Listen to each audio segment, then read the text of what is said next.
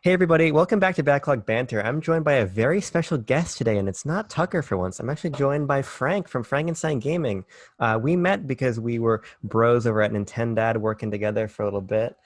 Frank does plenty of streaming and content creation in his own right, and I'll put links to his stuff in the description so you can go check him out. But he is here with me today because we are chatting a little bit about Kirby Fighters 2, which honestly came out of nowhere. But we both played some of it to varying extents, and we're just going to talk a little bit about it. But I guess the first thing we should talk about, the place we should start, is the fact that this game leaked and then was announced officially literally, what, 12 hours later? Very Yeah, fucking bizarre. yeah. I saw it at first, and like every other Twitter troll, I thought, "Hey, this is not real."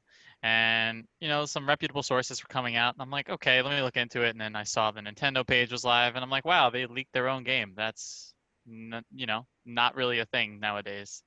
But it happened. Yeah, I mean, I woke up to that, and it was bizarre for a number of reasons because a new Kirby game out of nowhere on Nintendo's official site, things just weren't adding up. I think the general sentiment kind of was that it'd be a stealth release after Direct or something, Yeah. but then considering it was announced and released 12 hours later. Yeah, I mean, I'm kind of glad they released it so soon after, because if they did like a whole or 2 week thing where, they released it after that, people would have probably been mad, or they just would have forgot about it. So I guess they let the cat out of the bag and they're like, ah, we'll just release it. And that's what it is. And at the price point they released it at, I think there's a good amount of content there at least. Yeah, that's what's kind of strange about it to me. I think this was the right move because this game is certainly of a smaller scale. So it didn't really need the hype cycle. But at the same time, it's more than I was expecting, considering, what is it, Super Kirby Clash, and some Yeah, of the other spin-offs we've been getting. This, right. I think, is one of the most substantial and I think interesting in quite a while. hmm Uh, Having played a little bit, are you feeling that same way? The wrestler copy ability is phenomenal. Like they need to put some of those move sets in Smash, because I think that's the only one I've been using. And the combos that you can do in that, I just see so much potential for that in Smash. And I do like how they took a little bit of copy abilities from all different aspects of the Kirby franchise and kind of just threw them all together. And I do like that, you have your little, what do you call them? Like the support characters there to help you out too. Not that they really do too much, to be honest with you. I don't know what difficulty you played on. I don't know what I put on either. I mean, I just kind of sent it, hopped into story, I think Yeah. regular. Yeah, I think there's four difficulties, easy, and then all the way up to very hard. I didn't see a reason to not do normal, so I just did that. Um, I can only imagine very hard being so hard though, considering it's a Kirby game. So What's funny is some of those fights later on got kind of tough. I was pleasantly surprised by the fact there's like some actual mechanical grit here. You can't just button mash, which I think is yeah, compelling. yeah, I found the actual mechanics engaging, but I think it's that fan service I love the most. Those stages, I love the stages and the callbacks like Superstar with Dynablade or King Deddede's Arena. There's so much yeah, cool stuff for fans there. yeah. There's the unique stages is really, I think, probably stands out the most, because you go from 2D back to 3D, and like you said, throughout the different franchise history of it. And yeah, you're right. You can, like, go from grabbing to do a few combos with the up and what is it? B and A, I think, or is it X and Y? I can't remember the control. Something like that. Yeah, and do that, and you have the up attacks and your down attacks. So yeah, you have a good variety, and you're right. If you button mash, I started to notice as well, like later on, you would just get pummeled or grabbed a lot. Yeah, I mean, it's got like those Smash fundamentals of that simple move set with directional inputs, but it's got some more combo-based stuff that I wasn't necessarily expecting. Yeah, So I was surprised by this game. me too. I mean, so was everyone, considering they leaked it.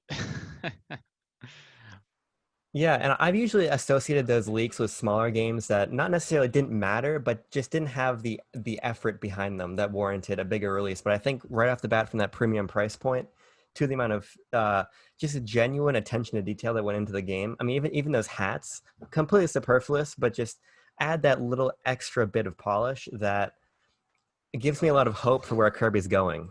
Right. Yeah. I still think they're going to release another Kirby game probably next year, maybe even the year after. I don't think they're done with Kirby on the Switch itself, because, it's a long running franchise and a lot of people still like it.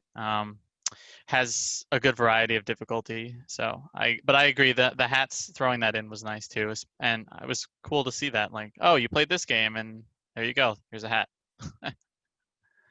Yeah, it's a nice stopgap, and I think it reminded me at a time when I think Kirby was getting a little bit samey, reminded me that there's still a lot that can be done, and how much of a lineage this series has. Right. So I am excited moving. I think 2021 will probably get a new mainline game. Looking at like the time frames of when they've come out in the past, it's been Hmm. about every 3 years or so we've gotten the next core title. So as an interstitial, this is really exciting, but I think it's also in some ways a more compelling and creative package than Star Allies. So I think we're in a nice position moving forward. Did Yeah, did you like Star Allies, or was that not your cup of tea? I did like Star Allies. I have to say, whoever is, it sounds like someone's using a fucking bongo drum in the room next to me, which is very bizarre. I was gonna ask you if you were playing Donkey Kong or something. Yeah, I have no idea what that was, but I did like Star Allies. It just felt very samey. It felt like a lot of Kirby I'd played before. It had some interesting ideas, but I didn't think they were realized too fully. I Yeah, feel like whatever Kirby does next, I would love a 3D Kirby platformer. I think that'd be absolutely incredible. But if we're going 2D, I hope we get something unique again, like we got with Robobot. I just want Air Ride, but we're not gonna get it, so it's all right. I can dream. Honestly, I think my favorite Kirby in the last 10 years um, was probably either Return to Dreamland or Triple Deluxe, just because of the amount of content in them. I didn't play Planet Robobot. I've heard good things about it. And Star Allies, I feel like the difficulty was just like you could play with one hand in some levels, and I just don't like that. I mean, if I'm gonna do that, I just won't play it. I don't even think I finished that one. Yeah. The low difficulty in Kirby has never mattered because it's usually been a conduit for something interesting to happen, like the Great Cave Offensive in Superstar, or like what is it, Meta Knight's Great Escape, I think in Superstar Ultra. There's always been fun spins that have made the low difficulty not really matter to me. But it felt like Star Allies just didn't quite have that. And to the contrary, I think that Fighters 2 has a surprising amount of challenge.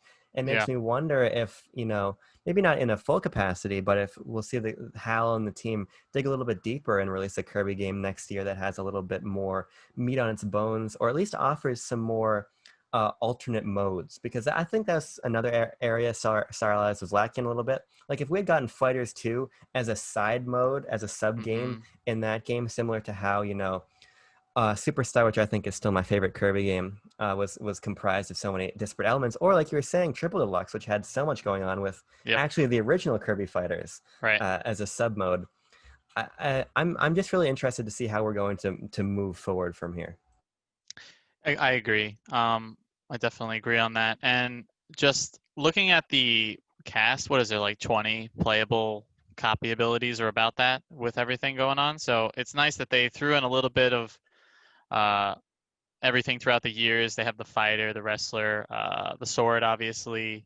Um, they had the beam one. Offhand, I can't see who they're missing. I'm sure they're probably missing a few. I tend to gravitate towards the yo-yo one, the wrestler, which was like the brand new one they bragged about, and the beam one in my playthroughs. I don't know what you played as. I exclusively played Sword. That's Yeah. partially my bias. I've always loved Sword since Kirby's Adventure. It's always been my go-to power up. Um, so it's partially that, but it's also partially I just like the way that moveset felt. I liked how the moves comboed into each other quite a Uh bit. huh. And I just didn't see much motivation to leave that because I haven't unlocked DDD yet, who is just my favorite Nintendo character, period. So when Right. I unlock DDD, then I'll main him instead. I know Um, who to verse you. I know who to verse, I guess, against when we play Smash together, huh? yeah, he's my Smash main too. So Yeah. got to get in Yeah, Kirby and Fighters. I mean, I think they only had like, uh, well, how many stages did they have? Like they had a good amount for the price, I guess, like at least 10-ish, Yeah, five. I don't I know. would have said probably 10 to 12. I didn't Yeah. count, but it is a surprisingly content-rich package. Yeah, and the music across them is definitely good. You feel like you're going through a timeline, pretty much. What's nice also is that the progression is really great. And that's where I started to notice those music tracks a lot because the fighters rank is a really nice system. Because with Hmm. each of those, you're getting a new stage or you're getting a new song, a new hat, a new copy ability, just Right. something.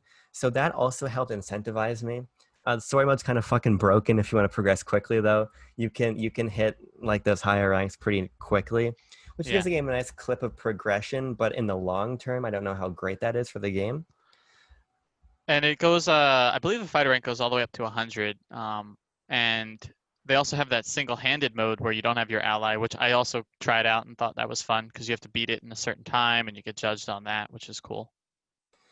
Yeah, I was very glad to see like I did a live reaction to this and I was looking, okay, man, this is a long trailer. I hope this is more than just standard fights and then an online mode and a friend lobby. Getting Uh-huh. getting that single player content I think was really great. And I think in a lot of ways justifies the price, which was initially higher than I thought it was going to be. Yes, I agree. And I don't know if you tried the online or not. I personally didn't, but from what I saw online, it was kind of a mixed bag of Nintendo standard online lag, or if you were lucky, you had no lag, and that was pretty much it. Yeah, I heard mixed things. I just I'm not compelled to play this game online. Yeah, that's fair. I feel like I'd probably play it more local with some friends and grab a few beers than play it online, to be honest. Yeah, I think that's the move. But another thing I'm curious about to that extent is how long I'm going to be playing this game with friends. Yeah, I mean, they had the what is it called? Clash is the one that they released with the online system, and they had the different weapons, and that was interesting. But they also have a not a pay to win mechanic, but you can spend real life money to get increases really quick. Not that you really need them because they are very generous with those gems. I forget what they're called. Uh, and I saw a lot of people playing that for a while. Like I would occasionally group up with people because you could use their allies and they'd be like level 200, and I just don't understand why. But I don't know if I would play that one, this one as long as that one. Well, I think that really leads me to wonder what the post-launch support, if anything, is going to be. Because I think part of the reason that Super Clash stayed around so long is because that game kept getting fucking updates. I didn't know who was playing it, but Nintendo of America was always tweeting out like, "Oh, here's an event. Oh, here's some apples or Yeah. whatever." Yep. I Yep. never played it, but I wonder if this game's going to get a similar treatment. I mean, yeah, I don't see why they couldn't. You can always throw in more characters because he has tons of copies. Throw in more stages, a song, maybe a new mode for an anniversary update if it gets that much support and they don't have a 2021 core title by then, which I highly doubt. Uh, who knows? Yeah, I don't know what the long-term plan if there is anything here. And frankly, if another mainline title is coming, I bet what we'd probably see is similar to how, oh, if you've got your Star Allies save data, you get a hat here. Uh-huh. I bet it'll be integration in that way. But I don't see this getting, oh, here's your monthly character update and here's your new Right. stage. I just don't think that makes sense for the type of game this is. Right. And it doesn't really have to. Like you said, there's a good amount of content for the price. And overall, if they're working on the new one, they're probably going to devote time to that. And yeah, you're right. They'll probably do the whole, if you have this save data for the three Kirby games already on the Switch, or here you go. Kind of like how Age of Calamity is doing with Zelda. So, Yeah, the other thing I like about this being a more contained thing is I like the idea that these games could just come out of nowhere. Because I really miss these smaller, scalable digital download only titles from Nintendo. I thought right. those made the 3DS really special, whether that was, Pushmo or Dylan's Rolling Western or Rusty's Real Deal Baseball, any of those more weirder titles on 3DS. And we get some of that with them publishing like Good Job or The Yeah, Stretchers, but I'd like to see some more of their core franchises double down on these smaller downloadable surprise titles. if only. I mean, even if they don't, I feel like F-Zero could benefit from something like this if we're going to go that route, just because you could throw in a bunch of stages, give some better graphics and some cars, and you're there. Like, what else do you really need? Same thing with maybe a Star Fox, because it doesn't seem like those core games are ever going to come out. I could see it working for, yeah, you're right, like the B, maybe even C tier titles. Yeah, I just think it's a really smart appeal, and frankly, I think part of the reason I was so inclined to pick this up was because it was the surprise of okay, here it is.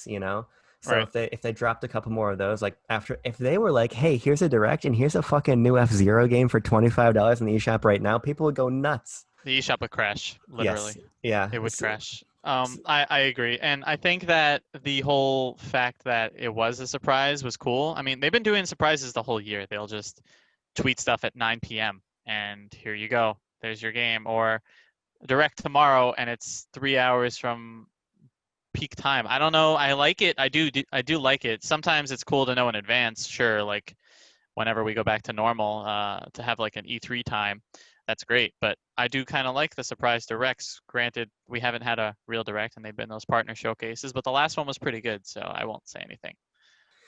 Yeah, I mean, it's been a weird September. I mean, between that surprisingly great partner showcase and then this dropping and like Age of Calamity and Mario and like fucking every 5 days, just something happens. And the It's Pokemon exciting. Direct tomorrow, don't Yeah. forget. And we Which have the Monster Hunter. We had the Monster Hunter Direct right after. And Pikmin 3 is in October. There's a lot of stuff. There's a lot of stuff.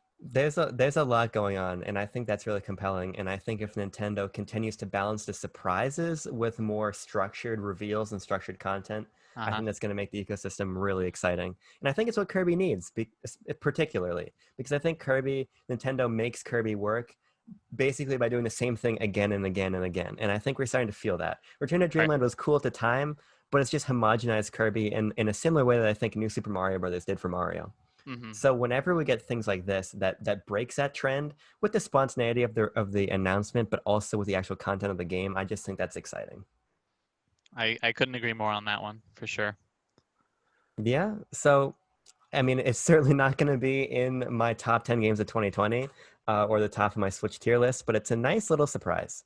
And I think that's my main thesis about Kirby Fighters 2. It was unexpected and it was a pleasant surprise. Will I forget about it in about a week and a half? Probably. But the time I've had with it is surprisingly enjoyable, and it makes me excited for what we're going to get from Kirby in the future. I agree. I mean, you're right. It probably won't be top 10. It was a nice little surprise. It was only 1 gig in size, I think, so not too crazy because I don't know. I mean, you know me, I have a ton of games, so I can't keep storing all of them on there. Local co-op, online, single player, you had everything there for $20. They didn't throw any microtransactions at you, and that's really what I want in a game. So there we go. And it's one I can just beat really quick because I am notorious for not beating games nowadays. Yeah, me too. Which is a theme here at Backlog Banter, which is not great, but I'm working on it. But then, like, fucking GOG is like, hey, here's Metal Gear Solid. I'm like, okay, I'll just stop this 3 games I was playing to I did play see Metal that. Gear. I did see that. They Yeah, put what the first one, the second one, and what's they put one other one on. the original MSX Metal Gear Uh-huh. before Solid. But I guess the last thing I want to say about Kirby Fighters 2 is that I again have hope that I'll get another fucking Kirby's Pinball Land because that game Oh rocks, man. dude. That game If any rocks. pinball game has to come, I'd rather it be a Pokemon one because I missed the Ruby and Sapphire one from Game Boy Advance. Those That are was really great too. oh, I need those because I mean, yeah, Pinball FX is great, don't get me wrong, but Nintendo does those pinball games so well.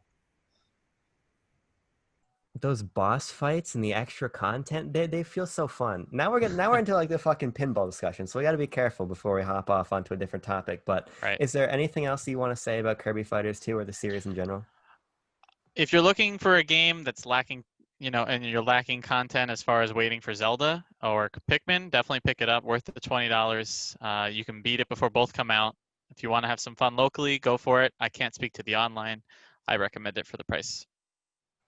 Yeah, I do too. I'm way more optimistic about this game than I expected to be, and I think that's just a testament to the quality of the package. So definitely pick it up. Don't be deterred by the recent Kirby spin-off games. I think this is vastly superior to anything we got either with Clash or the later years of 3DS when we got one of these like every 6 months. Yep. Uh, this is something special and substantive, and it's a nice little weekend game, I think. Right. Exactly. Yeah. But with that, guys, I think we've reached the end of the road here with our Kirby Fighters 2 discussion. Like I said, if you want to follow Frank, and you should, all of his links are going to be in the description, as well as my Twitter, Tucker's Twitter, Backlog Banter's Twitter, all kinds of stuff. A lot of goodies. Spend your afternoon browsing fucking the description for all kinds of great things. Subscribe to our channel. You don't want to miss it. We just posted our 100 subscriber special, which was our 100 top games of all time. A lot of hot takes in there. You want to check that out. You want to check that out. Um, but Frank, thank you for coming on. I'm positive you're going to be back again. Thank you Um, for having me. Appreciate yeah, it. absolutely. It's a lot of fun, and we're going to do some more collabs soon. Sounds good, man. Yeah. Well, thank you everyone for tuning in, and we will catch you very soon for the next video. See ya. Later.